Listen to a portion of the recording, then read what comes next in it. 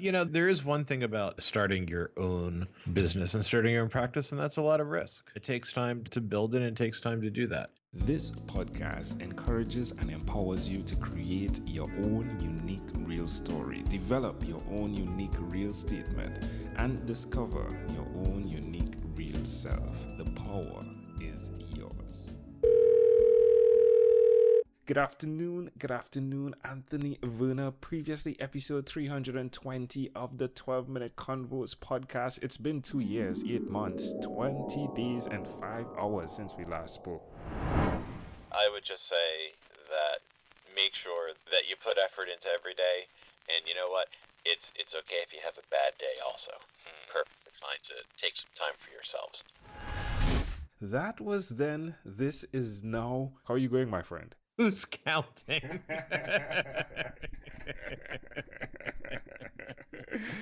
We talked about good networking versus bad networking the last time we spoke, right? Yes, I really did would be treasure our bad. conversation, right? So yeah, I've been checking the time all the while. Well, thank you, sir. And as you can see, I make sure that people know about it all the time. Yeah, it's very important. I do appreciate that. So tell us, what's going on? What's new? Oh boy. Well, yeah, the new stuff works going well. These days, Verna Law also has a patent agent. Sweet. We also have a litigation consultant, so another lawyer who's licensed in Washington and California on the team. So our team has grown. Oh, that's good. Yeah, so that part's good. And personally, my wife and I have moved out of our apartment and into a house. We fixed up the house, and so yeah, things are rolling along. Happy wife equals happy life, yeah? I've heard that once or twice. Is it working? Has the house worked? Is she more excited to be there? I don't mind injecting my sarcasm into my marriage. Sometimes I certainly get a dirty laugh. Yeah, I love it. Yeah, sarcasm is definitely one of the things you play well. I love it. Yeah, it's who you are. Yeah, Chad Bostick introduced us. I'm glad that you followed through with this conversation. You are the extrovert personality at most times, right? I do my best.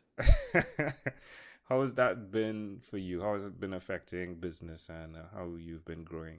Well, I've always said that you need to put yourself out there. And when you have a business, that's what's required.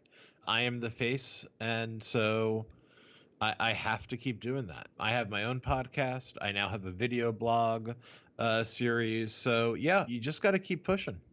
So the Law and Business podcast, how's that been going? It's good. We're up to, I've got 2 episodes that have to be posted. And when that is, I think we'll be up to 41 episodes, 41 full episodes. I've got 9 video blogs out as well. Well done. Look at thank you. There we go. Well, yeah, it's good to know that. Well, I think within the law space, there are many people, especially the patent or aka patent, whichever way you pronounce it. But yeah, within that space, there's a ton of information that individuals are looking for. Where's the best place for people to follow you or connect with you? Well, they can go to my firm website at vernalaw.com. If you search for either my name or Law and Business Podcast in Apple Podcast or Google Podcast or whatever podcast app you use, you will find it.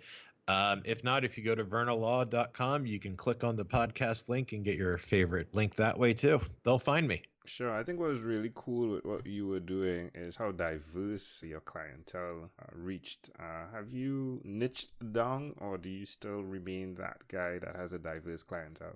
Yeah, I always say that we're industry agnostic because our niche is the area of law. Yeah, I mean, look, we've got toy clients. We've got sports paraphernalia clients. We have medical device clients. We have cosmetics clients. We have photographers. The industry list just keeps rolling. Advertising agencies, cannabis paraphernalia, for lack of a better word there. I mean, it just is, it's a very diverse roll call of industries. When you look back from the time we spoke to now, well, even past that, right? Do you have any regrets on the path you've chosen to take in life? There is one thing about, starting your own business and starting your own practice, and that's a lot of risk. And it takes time to build it, and it takes time to do that. Mostly, though, what I say is that I do miss having work friends if that makes sense. Like I have some friends who I used to work with who are still good friends, but I kind of miss going into the office and having that friendly hello every day. I will fully admit that. As much as my patent agent is an amazing, brilliant person, I don't see him every single day. We speak when we need each other, and that's a good thing. And we do like each other, and we speak when we want each other. But it's not every single day, and I don't see him every day at 9 or 10 or whatever the case might be. And same with my litigation consultant, because while she's on the team, she's out on the West Coast. And so I kind of, they're friends, but I don't see them every day and I don't talk to them every day. So I miss having like the quote unquote work friend. Yeah, the community, right? That goes in there, Sure. and the conversation. Yeah, I can well imagine that. Yeah, stepping away from my day job, yeah, I felt the same way, because even though the conversation wasn't like the deepest conversations most time, Right. just those surface conversations, like they lighten up the day, don't they? I agree completely. There's a way to commiserate Yes. with your work friends. Yes.